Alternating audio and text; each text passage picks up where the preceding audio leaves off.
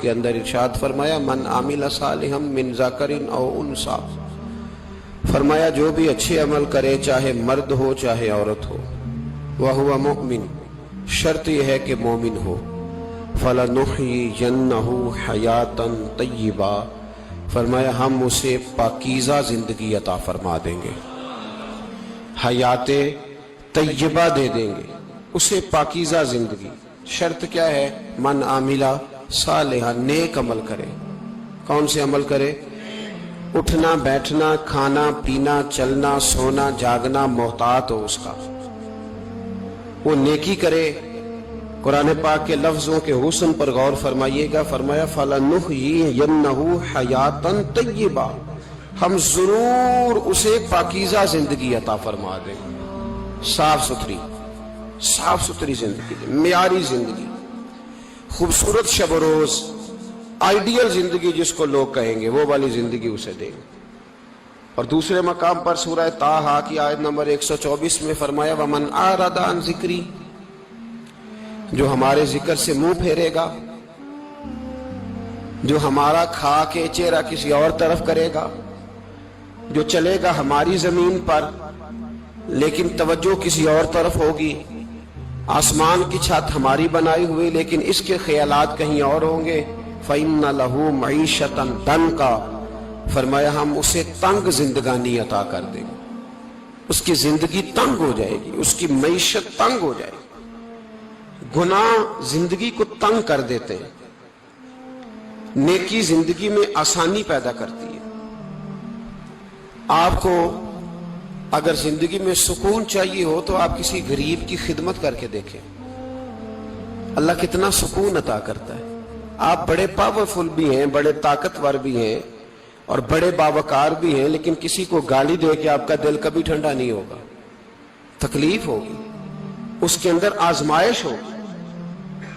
Doctor research کرتے ہیں، doctor وہ کہتے ہیں گناہ کرنے سے آدمی جسمانی طور پر کمزور ہوتا ہے، لیکن وہی عمل اگر وہ بطور نیکی کرتا ہے تو اللہ اس میں اسے قوت عطا فرماتا ہے، اسی عمل میں اللہ اسے قوت عطا کر دیتا ہے۔ میں صرف اشارہ دے رہا ہوں، اس بات کی تفصیل میں نہیں جانا چاہتا۔ میرے عزیز یہ یاد رکھیں کہ نیکی آپ کو سکون دے گی، نیکی آپ کو ٹھنڈا کرے۔ اللہ تبارک و تعالیٰ نے قوموں پہ عذاب نازل کیا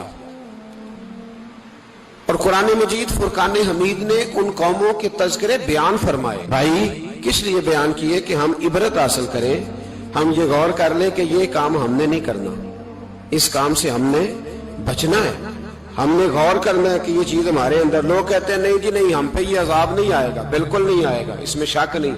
پر اللہ نے بیان کس لیے کیا تھا؟ بیان کیا قرآن مجید معاذ اللہ کسی ایسی چیز کا بیان کرتا ہے جس کی ضرورت نہ ہو؟ قرآن پاک نے ایک ایک حرف ایسا بیان کیا جس کی مسلمان کو ضرورت تھی۔ قوم نوح کا ذکر فرمایا قرآن پاک نے، حضرت نوح علیہ السلام کی قوم کو حضرت نوح علیہ السلام نے 1500 سال سمجھایا ہے، 15، کچھ لوگوں نے 950 سال لکھا ہے نا، اعلیٰ حضرت نے لکھا ہے 1500 سال عمر ہوئی حضرت نوح علیہ السلام کی۔ اللہ تعالیٰ بندے کو جلدی سزا نہیں دیتا، بلکہ قرآن مجید میں ایک جگہ رب کریم اس طرح بھی فرماتا ہے کہ جب بندے مجھے بھول جاتے ہیں تو میں ان کے لیے نعمتوں کے دروازے کھول دیتا ہوں۔ بندہ سمجھتا ہے کہ میں کچھ تو ہے نا کہ میرے اندر کہ میں جدھر جاتا ہوں خیر ہی خیر ہو جاتی ہے، وہ سمجھتا ہے کہ میری عقل ہے، حالانکہ اللہ اسے ڈھیل دیتا ہے، اللہ اسے ڈھیل دیتا ہے۔ گناہوں کی سزا کے 3 طریقے ہیں، ایک ہے متنبع کرنا، تنبیہ کرتا ہے اللہ، بندہ متنبع ہو جاتا ہے، یہ اللہ کا بہت بڑا احسان ہوتا ہے۔ ایک ہوتا ہے مہلت دینا، اور ایک تیسرا ہوتا ہے اللہ خفیہ تدبیر کرتا ہے۔ تھوڑا سا سمجھیے گا، انسان پر کوئی آزمائش آئی، فوراً اس کی چھٹی اس نے کہا کہ وہ فلاں جگہ غلطی کی تھی تب ایسا ہوا ہے۔ ہوتا ہے نا کئی دفعہ آواز آتی ہے نا اندر سے، چلیں بول دیں کچھ نہیں ہوتا آپ کو، اللہ جانتا ہے یہاں کوئی کچھ نہیں کہے گا آپ کو، اور ہماری تو ویڈیو بھی نہیں گھومتی، یعنی خبر بھی نہیں ہو کہ کس نے ہاں کر دی کس نے نہ کر دی۔ آپ بغیر ٹینشن کے بات چیت کریں، آج کچھ نہیں ہوتا انشاءاللہ تعالی۔ آتی ہے اندر سے آواز، میں آپ سے اس لیے ان چیزوں کی تصدیق کراتا ہوں کہ باقیوں کو بھی آتی ہے کہ نہیں، اس لیے تصدیق۔ کبھی کوئی کسی جگہ انسان پریشان ہوتا ہے تو محسوس کرتا ہے کہ وہاں مجھ سے ہوتا ہے نا جی، جس کو یہ نصیب ہو جائے بڑا خوش نصیب آدمی ہے۔ حضرت مولا علی فرماتے ہیں اگر تجھے دنیا میں سزا مل گئی تو بچ گیا ہے، سمجھ پھر اللہ کرم کرے گا، آخرت میں سزا نہیں دے گا۔ اور یہ یاد رکھ لے، وما اصابکم من مصیبت فبما کسبت ایدیکم ویعفو عن کثیر۔ اللہ فرماتا ہے دنیا میں تجھے جو بھی تکلیف پہنچتی ہے وہ تیرے ہاتھوں کے کرتوتوں کی وجہ سے پہنچتی ہے۔ ویعفو عن کثیر، فرمایا کثیر گناہ تو میں ویسے ہی معاف کر دیتا ہوں۔ یہ جو تیری زندگی میں دکھ ہے نا، یہ بھی میری قلیل سزائیں ہیں۔ یہ کثیر پر سزا، یہ قلیل ہے، قلیل یہ جو تمہاری زندگی میں تکلیفیں۔ انسان کو سزا ملتی۔ حضرت فضیل بن عیاض رحمت اللہ تعالی علیہ گھوڑے پہ بیٹھے تھے، گھوڑا شرارت کرنے لگ گیا، اچھلنے لگ گیا، کودنے لگ گیا، تو حضرت فضیل بن عیاض نیچے اترے، ایک کونے میں جا کے نماز کی نیت باندھ لی، 2 رکعت نماز پڑھی، پھر دیر تک استغفار پڑھتے رہے، روتے رہے، دعا کرتے رہے، واپس آئے۔ خادم عرض کرنے لگے حضور سمجھ نہیں آئی، گھوڑے نے تھوڑی سی شرارت کی، وہ بدکا ہے، آپ نے اس کو چھوڑا ہے اور چھوڑ کر کے آپ نماز میں لگ گئے۔ تو حضرت فضیل بن عیاض فرمانے لگے جب بندہ اللہ کی نافرمانی کرتا ہے نا تو جو چیزیں اس کی فرما بردار ہوتی ہیں وہ اس کی نافرمانی کرنے لگ جاتی۔ تو مجھے محسوس ہوا تھا کہ میں نے کہیں اللہ کی نافرمانی کی ہے، اس لیے ایسا ہوا ہے کہ میرے گھوڑے نے میری، تو میں توبہ کرنے لگا ہوں، اور اب دیکھتا ہوں بیٹھ کے بھلا کیا ہوتا ہے۔ میں نے سچی توبہ، حالانکہ مجھے یاد نہیں کہ میں کہاں بولا، پر کھری اور سچی توبہ کی۔ دوبارہ گھوڑے پہ بیٹھے تو گھوڑا بالکل صحیح ہو کے ساتھ چلنے لگ گیا۔ میرے بھائی، جب یہ تنبیہ ہے اللہ کی طرف سے، یہ متنبہ کیا جاتا ہے کہ تو بعد آ جا۔ بہت ساری جگہوں پہ انسان کو وقتی طور پر اگر سزا مل جائے، نبی پاک علیہ السلام کی خدمت میں ایک صحابی آئے، بات مضبوط کر دوں، واقعہ سنایا ہے نا تو کچھ لوگ سمجھتے ہیں کہ یہ واقعہ ہے، تو میں ایک حدیث پاک امام بہقی کی لکھی ہوئی عرض کرتا ہوں۔ نبی پاک علیہ السلام کے ایک صحابی آئے اور ان کا سر پھٹا ہوا تھا، خون بہ رہا تھا۔ سرکار نے فرمایا کیا ہوا؟ عرض کی حضور ایک عورت جا رہی تھی، میری نظر پڑی، ابھی نظر پڑی ہے کہ میرے آگے ستون آ گیا تو میرے سر پہ لگ گیا۔ نبی پاک صلی اللہ علیہ وسلم نے فرمایا تیرے لیے خوشخبری ہے، اگر دنیا میں تیری غلطی کی تجھے سزا ملی ہے تو پھر رب تجھے قیامت میں سزا نہیں دے گا۔ پھر اللہ قیامت میں سزا، بعض گناہ ایسے ہیں جن کی یہاں بھی سزا ملے گی اور وہاں بھی ملے، لیکن میرے بھائی پہلی بات یہ ہے کہ اللہ تعالیٰ اس غلطی کی یہی سزا دے لے، اور دعا فرمائے اللہ تبارک و تعالیٰ یہاں بھی معافی عطا فرمائے، وہاں بھی معافی عطا فرمائے، اللہ درگزر ہی فرمائے۔ لیکن میرے بھائی ایک تو یہ سزا، ایک سزا یہ ہوتی ہے کہ انسان جب گناہ کرنے لگتا ہے تو اللہ نعمتوں کے دروازے کھولتا ہے، مہلت دیتا ہے۔ 500 سال تک فرعون کو مہلت دی۔ کتنے؟ یہاں جو 5 سال حکومت کر لیتا ہے وہ کہتا ہے سب سے قابل میں ہی ہوں، مجھے مہلت جو ملی ہوئی ہے۔ 500 سال مہلت دی اللہ تعالیٰ نے، اور فرعون کی قوم پر پتہ عذاب کس طرح کے آئے تھے؟ ٹڈیاں مسلط کر دی اللہ نے۔ یہ گھومتی نہیں چھوٹی سی، ہم اپنی زبان میں اس کو کچھ لوگ مختلف ناموں سے یاد کرتے ہیں، کوئی مکڑی کہتا ہے، کوئی کچھ کہتا ہے، مسلط کر دی، جاتی نہیں۔ ان پر بنی اسرائیل کے ان مقابل جو فرعون کی قوم تھی ان پر الزام اس طرح کا عذاب آیا کہ مینڈک مسلط کر دی اللہ تعالیٰ۔ برتن کھولتے تھے اندر مینڈک نکلتا تھا، دنیا کی ہر دوائی استعمال کرتے تھے لیکن مینڈک نکل آتا تھا۔ تھوڑا سا سمجھا کریں چیزوں کو، ہمارے رنگ نہیں زیادہ گورے کہ ہم پر عذاب نہیں آتا، کوئی بہت زیادہ اللہ تعالیٰ معاف فرمائے دولت نہیں جمع کرا بیٹھے شاہی خزانے میں کہ ہم سے پوچھا نہیں جائے گا۔ یہ مہلت ہے، مہلت کو مہلت سمجھو۔ پھر جب پکڑ آتی ہے نا اللہ کریم کی، میں نے دیکھا ہے کروڑوں روپیہ، 6 اولادیں۔ ایک شخص کے بچے باہر سے آ رہے تھے، وہ بندہ بیمار تھا، مجھے کہنے لگا حضرت جی دعا کریں میں ان کے آنے سے پہلے مر جاؤں ورنہ آ کے مجھے مار دیں گے، دعا کریں۔ اتنی بے سکونی، کروڑوں روپیہ پڑا ہے تو یہ عذاب نہیں؟ کوئی ضروری ہے کہ پتھر ہی برسیں گے تو سمجھ آئے گی؟ یہ جو سگا بیٹا بوڑھے باپ کے قریب سے گزر جاتا ہے، سلام نہیں لیتا تو اس کو عذاب نہیں سمجھتے؟ یہ جو امت کی بیٹیاں امت کی بچیاں، ہماری بچیاں ایک سال کے اندر 75,000 ہزار بچی ایک ڈویژن سے بھاگ کے شادی کر رہی ہے، اور ایک صوبے سے. تو اس کو آپ اللہ کا عذاب نہیں سمجھتے؟ یہ معمولی بات ہے؟ نہیں ہمارے رنگ ہو رہے، ہم بڑے سمارٹ ہیں. 1500 سال مہلت دی نوح علیہ السلام کی قوم کو. کتنے سال؟ بول کے بتائیے، بول کے دوبارہ بولیے. 1500 سال.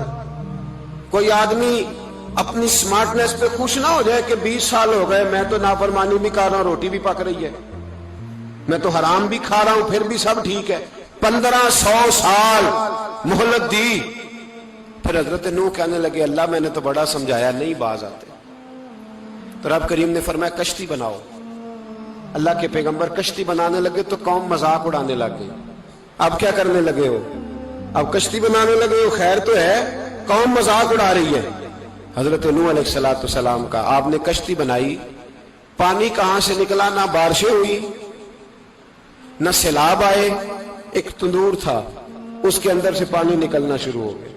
کبھی تندور سے بھی پانی نکلا ہے، پر جب نکالنے والا چاہتا ہے تو وہاں سے بھی ایک تندور سے پانی نکلا.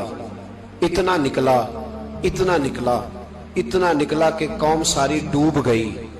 قرآن مجید کے صفحات شہادت دیں گے کہ حضرت نوح کی قوم کا بچہ بہ گیا.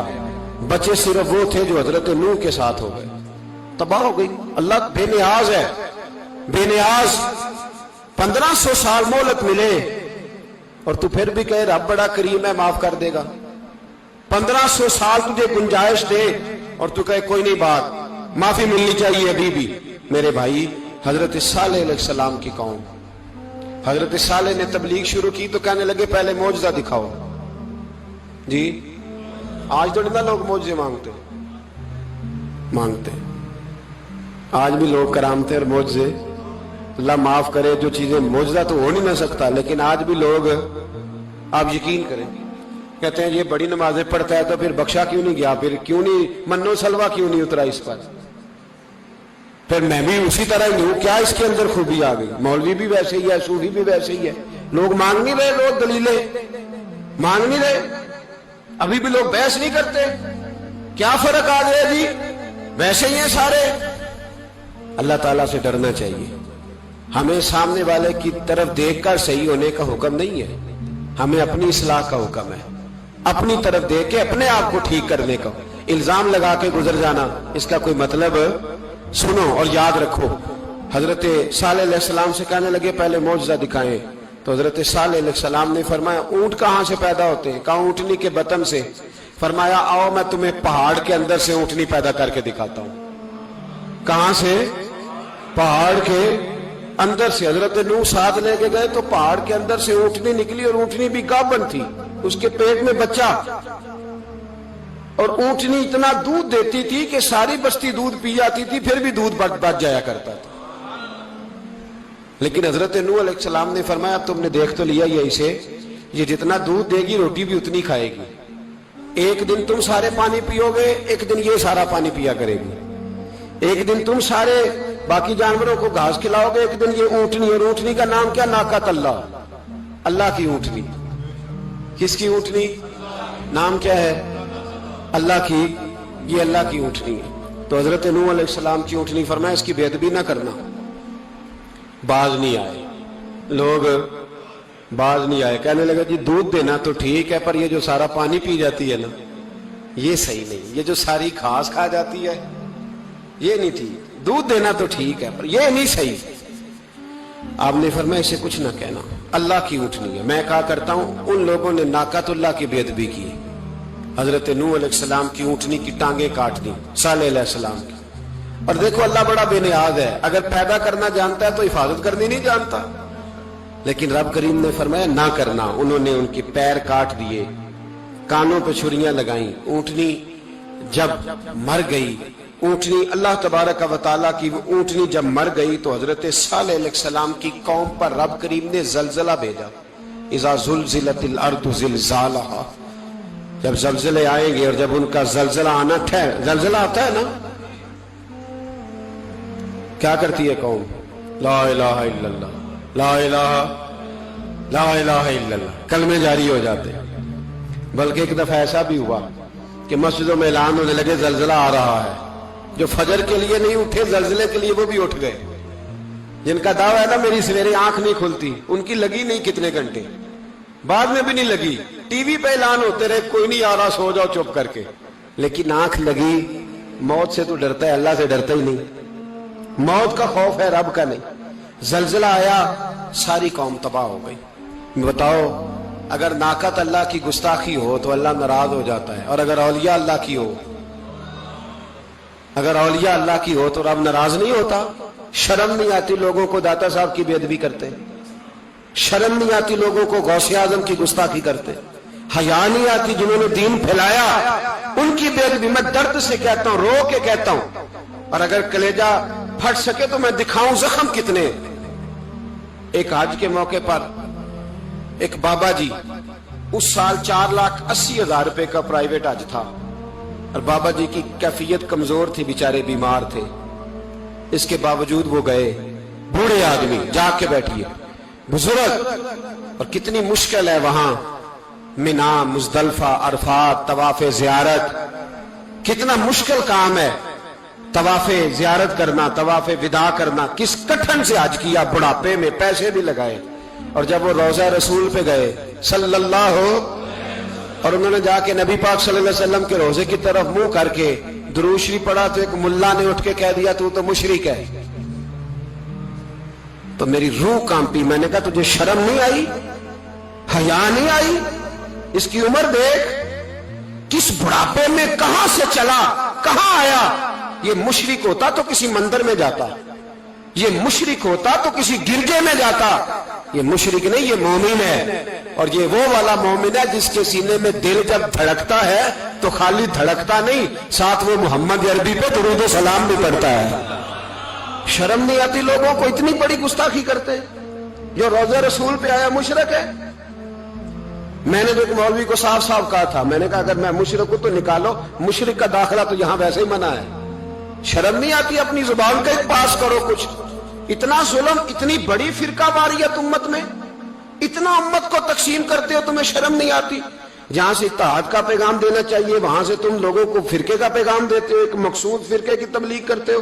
خدا را، تو میں کہہ رہا ہوں ناقت اللہ کی بے ادبی پہ عذاب آتا ہے تو اولیاء اللہ کی بے ادبی میں نہیں آتا؟ داتا صاحب ساری دن کی تبلیغ کرتے رہے، ایک آدمی نے اٹھ کے کہہ دیا جناب وہ تو شرک کا اڈا ہے، تو رب کریم ناراض نہیں ہوتا ان باتوں سے؟ ہمیں خیال کرنا چاہیے، اللہ سے ڈرنا چاہیے، ان چیزوں سے عذاب آتا ہے اور آ رہا ہے۔